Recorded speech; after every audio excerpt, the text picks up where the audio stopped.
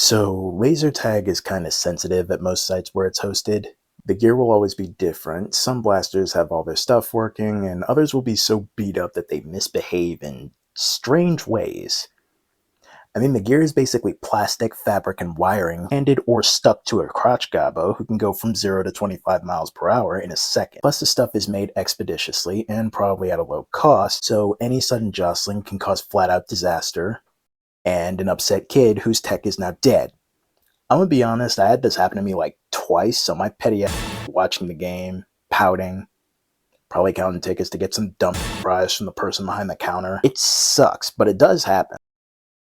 It probably happened more often than that. I played a lot of laser tag back in the day when I went to arcades in my tween to teen years. But that was before the Backstreet Boys reunion tour hit. One of the craziest stories I have from my tours was the time I became a turncoat mid-game. So I can't be older than 14 to 15, and it's little bro's birthday. So pile the boys in the car, let's go to the arcade. So we're at I Play America, which is like a current version of Rexplex, which only existed when I was a babu. Therefore now I am dust. Anyways, this place is big. You can basically see just about everything in the facility from the front door. Except the go-kart course, because it's around the corner, and laser tag. Laser tag here was something I would always hype up at any time I could because they had a multi-level space for it with targets, cover, vantage points, and dubstep music. Though this is 2010, so they had that last part just about everywhere, TBH. So all together for today's fire team, we have my brother, Plagueco Mini, his best friends Dyro and Pierce, and our cousin Peck. Now we're all COD kids, so we're a literal little fire team. Well, except Dyro and Pierce at the time, me and them were like the same height even though they're 5 years my junior. Next, we're all sports kids too, and a mixed group. Basically, we're a problem for tag fields. This is like a high score race for all of us. We'd actually check the leaderboard at the end of a match and actually match our blasters to the scores to see where we ended up. Because you couldn't put names into the gear every round, otherwise it'd take forever. Now, we had hopped into the arena like twice by this point today, because you had to spend game creds to play. This was back in the time of wristbands basically running the extra attractions, so we could rapid fire that one if we wanted. We didn't. We spaced it out with games and go-karts so we wouldn't get sick of it. We get set to hit one more game before our rents get sick of the place, pile into the booth, greet the people who know us by face, and pick our gear for the game. Don't mind these drawings. The blasters mostly looked like this at the time. It's my video. I can make them look this way because it's more fun. So we're all stanced up in the starting area with our extra. TBH, I don't remember them doing much, but I do know they thought Peck was cool, therefore we thought they were aight. You'll see why in a sec. Now to start the game, all 6 players on a team stand on this power pad RFID plate that tells the blasters to play their game start animations and sounds. We get charged up and immediately it's like a switch flipped in our brains. Play, dot, core, topside, Oisey, Pierce, on me. Gotcha. We got this, let's go. Peck serpentines us to the midfield on the ground while calling out any target flashes he sees. Me and Pierce are just tagging targets that sound close by the whole way. So effectively we're like moving 3 steps total, absolutely rattling the air, and then posing up another 6 feet forwards. Meanwhile, we can hear Plagueco doing the exact same thing above. I look over at one of the scoreboards they have posted everywhere, and we're in the lead. I mean, duh, we sound scary. Pierce's vest takes a hit. Opposition! Cover! Cover! Top cup! Eyes down! We're in it! We scramble to the low walls and columns for cover while getting absolutely lit up by the enemy gobbos. We return fire and take out 1, then 2. They separate off with their hands up to show that they can't be hit anymore. Then I take a hit. Cuz! The kid separated off and tries to flank us at a distance. Hey! I got 2 more. Now some of these targets that we've been neutral being to death have little power-ups that show up at random. Basically something that they could fit in a little 4-number LED screen. Scratch that. I'm ace. I'm down. Oh. Pierce retreats back to recharge, effectively putting him on guard duty. But by this point, Plague, Die, and Core are fighting their own battle up top, now that we reminded them there's multiple floors. I try to flank right and take out their leader, who started giving callouts. I was on the blue team, so I was basically camouflaged with most of the ground, plus even though I'm one of the tallest people here, I'm still crouched down. I got 2 of them down from the pack before I got absolutely lit up and spun back behind cover. Get rid of him! He's bald!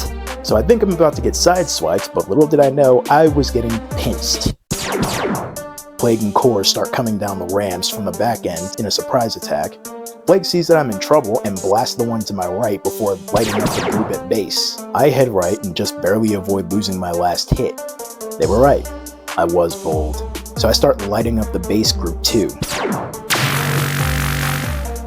Too bold.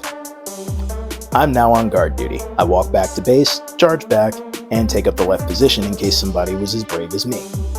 Both are basically just doing makeup points by hunting targets around outside of base and daring people to go for it until... Player is now supercharged. So at random, or if you get a high score, a player gets this power-up. Pretty sure one of the people watching over this game gets bored and decides to hit a red button or plug in a power coin, because it'll show up when the match starts, mid-match, before it ends. It's completely random when it'll show, so it can come up at a bad time too. Player is given unlimited ammo charge, yes, shot speed, and invincibility for a short period of time. So I get supercharged and tell Pierce to hold down base. Core comes down from the top end for a recharge just before I head in, and I'm going, damn, I'm good. Call me now for your free whipping. Hail to the king, baby. Half man, half animal, all dead. Yeah, I didn't say all of that. I didn't play Duke Nukem back then. So I'm cutting a line through the field to the enemy base, past where Plague and Peck are holding mid. Plague calls me insane. I tell him that's the point, and then... Supercharged. And I spin on my toe to get to cover now.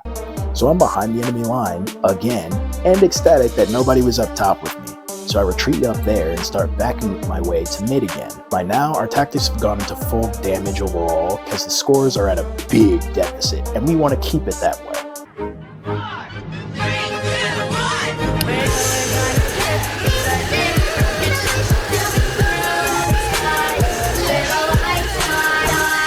Three people pour upstairs and erase me from existence. Like, it was on sight in the most literal form. They didn't even get to see the white of my good eye yet. They just went, he could be any blue! Then blend the photo! Rattle 'em, boys! I had zero chance. They had to have heard me when I powered down and thought that was the time to go rattle them girls. So I get back up from being extra and head back to base to charge. I take solace in the fact that all the base positions have been taken up and stand on the panel, but nothing happens. So I Step off! and step on again. Okay, now something's up. I go find one of the workers and go, hey, my vest won't charge. Hold still real quick. He puts a scanner to my chest, presses a button, and gets confused when nothing happens. He then says, Okay, follow me. and he walks me to the other end of the place, into the enemy base point. I point to the fact that my vest is flashing blue. He puts a hand on my shoulder and moves me a step to my left so that I'm on the panel. The worker then shrugged at my confusion, clearly just as lost as I was. I'm gonna be honest, little man. That was a long shot. 2 minutes on the clock, by the way. So I'm now on the enemy team. I have no idea how this happened, but I roll with it and protect base. I'd spent the majority of this game all up in their base farming points, and now I'm guarding it. So at one point, one of the girls that absolutely obliterated me taps me and goes, "Why are you here?" I shrug and say my vest glitched out, and she says she's got base and she's on 1 HP and I got 3. So I set out to mid and immediately get lit by Peck and Plague. I wish I could draw the faces of confusion that we all exchanged. Yo, bro, what the what?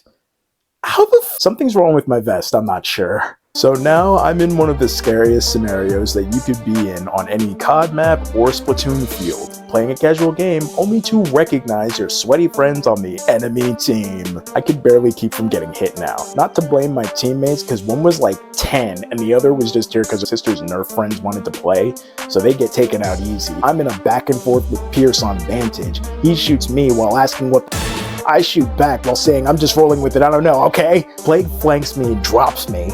I head back to base again, get recharged, and start to head back into it. This time, with 2 of the Nerf kids, we cut back in from topside and take Plague out. Before you can reach our base, the boy takes a hit from Die. Bro, this spot is awesome. Why are you on the... I can explain later. So we're in the final mid-fight. Nerf boy's at 2 HP. Nerf girl spending her last grenade. Now that I'm seeing all of these things that they put in these crappy blasters that were probably glitches, I'm beginning to think that my team swap was a feature. I'm blasting from a vantage point. One kid is pulling a Leroy Jenkins and going Juggernaut. Plague is flanking again. Die's gone full goblin mode. It's total chaos in the last minute, and you're not gonna believe what happens.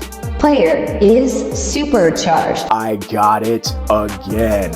By this point, I stopped questioning everything and gone into full score mode. I ditched cover and just started spinning and shooting. For every step I took, I wanted to land at least 1 down. I felt like I was on top of the world. I was dropping bodies left and right, and just as I finally break the line... Really gonna make me do this to you on my birthday, bro? Nothing personal. Little Plague. Game over. Blue team wins. Yeah, big shocker there. So we all turn off our collective Nerf Goblin Call of Duty brain rot sicko mode and head out while making anecdotes about the game. Of course, we gotta see what the leaderboard looks like, so we memorize our blaster names and head to the board. I was on both teams, alright?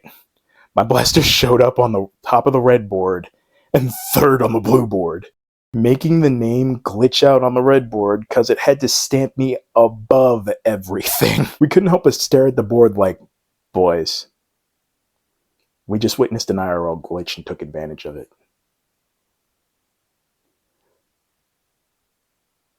This is phenomenal. So our wrench show up looking for us so we can get gone. To this day, still never heard of a LaserTag place that's decided to make this a feature or where this happens again at all. Thanks for listening. This story popped back into my memories. I figured this is the perfect actual storytime vid I should do instead of just gifing and PNGing at you for a few minutes. Like this video, share it around, and remember, appreciate you on.